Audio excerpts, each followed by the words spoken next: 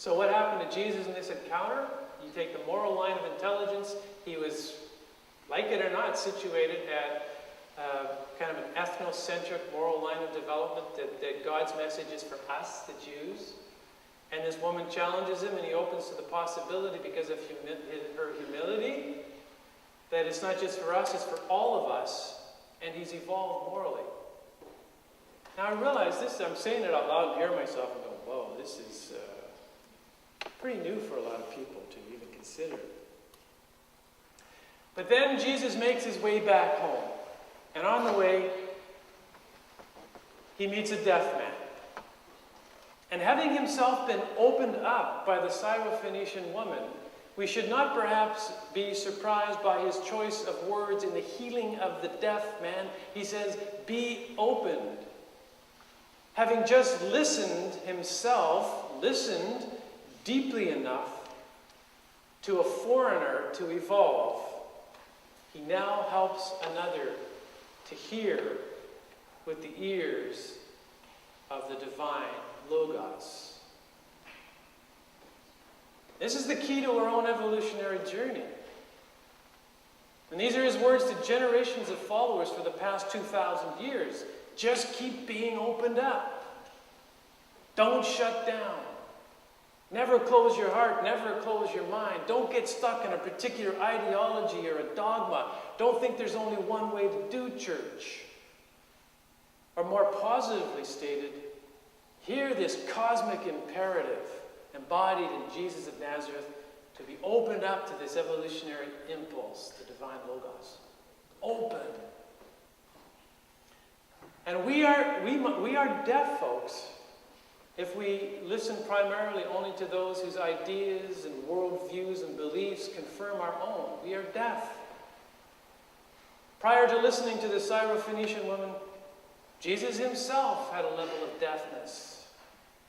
God comes to us as that which is outside of our comfort zone in order to open us to worlds that were literally above and beyond us.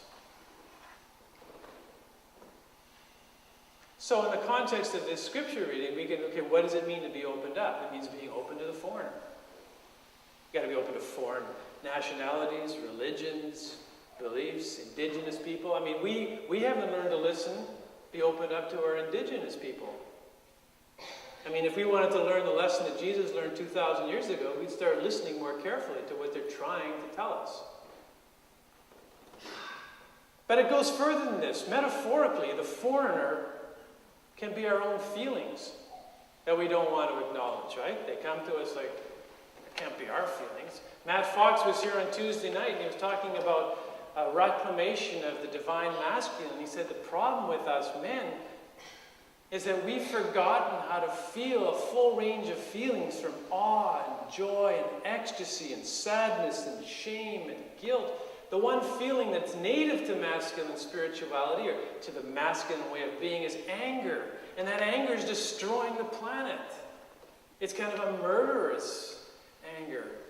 So we've got to evolve as men. We've got to listen to those other feelings that come to us like a foreigner and say, be opened up, open up to other feelings.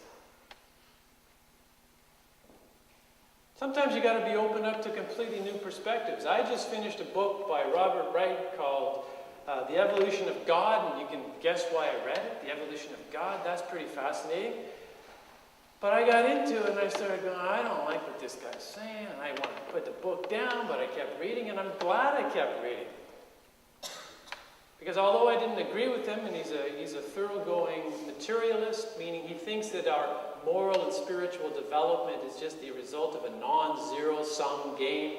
Two people get together, and if it works for the survival of the species to be good to each other, then we embed this in our cultural norms. And I'm like, yeah, I get your point. But other stuff that he was saying was fascinating. I learned all kinds of stuff from this foreigner.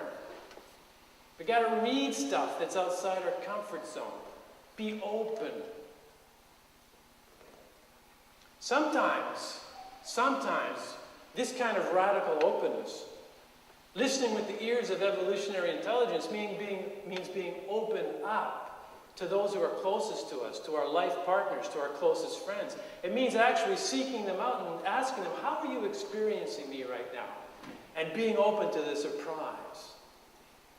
Being open to that information. I think that would do more for our evolution than anything else. Who? Me? Withdrawn and moody? Self-absorbed? You gotta be kidding. Drinking a bit too much last night and kind of dominating the conversation? It's not me. Well, you can get in a fight by that, or you can receive it as information, important information about who you are and how you're being experienced. It can help you evolve. Everybody these days is seeking a direct, immediate experience of spirit. They don't want religion. They want spirit. Well, we can choose to do what Jesus did with his life, and that is evolve. And as we do, we are tapping into spirit directly, to the sacred powers of the cosmos, to the mind and to the heart of the Christ. It's very simple, friends. It's not easy, but simple. All we have to do is to open up and listen. May it be so.